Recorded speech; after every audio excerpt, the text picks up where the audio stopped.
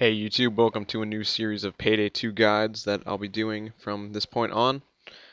Basically, this one's all about the jewelry heist, which is the first one that a lot of people do.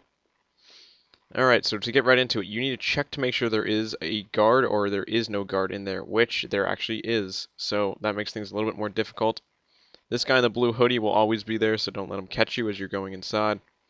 Alright, so once you enter this room here, put on your mask, which I did there. And by the way, we're doing this with a two-man team, just me and my brother. Alright, so as you move down this back alley, just make sure that you're careful and there's no guard stationed right about where I'm standing now, which there isn't. Peep around the corner. Make sure there's no one in here. Alright, so you can kill that guard right there with a silenced weapon or a melee attack as my brother just did there. And remember, you have to answer his pager, otherwise the pager operator will phone the police. So as you look at that guy there, you'll kind of get the hang of it as you go. He's one of the lighter black guards that you'll find. The other one's much darker skinned and he has a hat on. That guard right there means that there could be one or more guards. He's basically the first guard who spawns. If you see a white guard, there's two or more, and a black guard with a hat on is three or more. Alright, so this office here is in the back left hand side of the building if you're looking in through the front door, and you can take it over completely independently from the rest of the building. You have to make sure you get all the civilians down right away. Tie them up. Otherwise, they can stand up and answer their phones. And the best way to loot these is have one person break the glass, as I'm doing here, and the other person take the necklace. It's pretty time efficient, and it works well for me anyways. And these things don't have anything in them, but just like to break them anyways.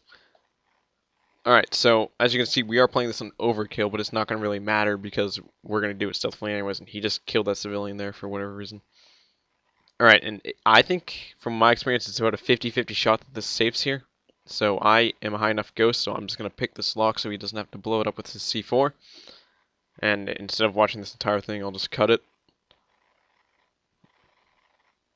Alright, so almost done here. And it is a 40-second timer, by the way, on that. So usually when you open this, it's going to have 2 extra bags of jewelry and some extra money. That doesn't really matter all that much, but grab it if you want. And he's just throwing it into the back there. Alright, so at this point you're going to have to realize that if you're working with a 4-man team, you're going to want 2 people in the front of the store, 2 people where we are, and you need one of those people to watch the outside of the store and kill all the civilians or put them down. And there sometimes is cops just across the street, as there is in this case, so my brother has something in front of him to do, but that's alright because we've done this one a lot, so it's not hard when you get the hang of it.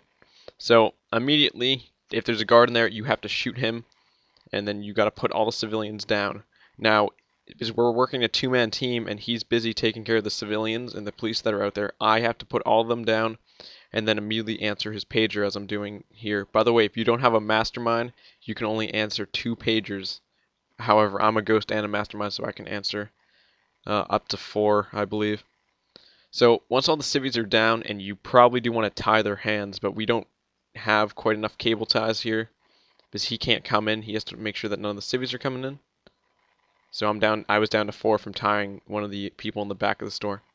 Alright, so now immediately to start grabbing the jewelry. As long as no one's coming, you're going to want to grab it and throw it right next to that door, as I just did there. And just, because I have a silenced gun, just shoot all the glass and we can grab that later if we want. And remember, don't forget the bags that you got in the vault, otherwise you just wasted your time picking that. And by the way, technicians can get silent drills that can drill that without police or civilians detecting it, but it takes much longer than picking it by hand. I think it's a 240-second drill. So just keep going here, breaking everything, throwing it in front of the door.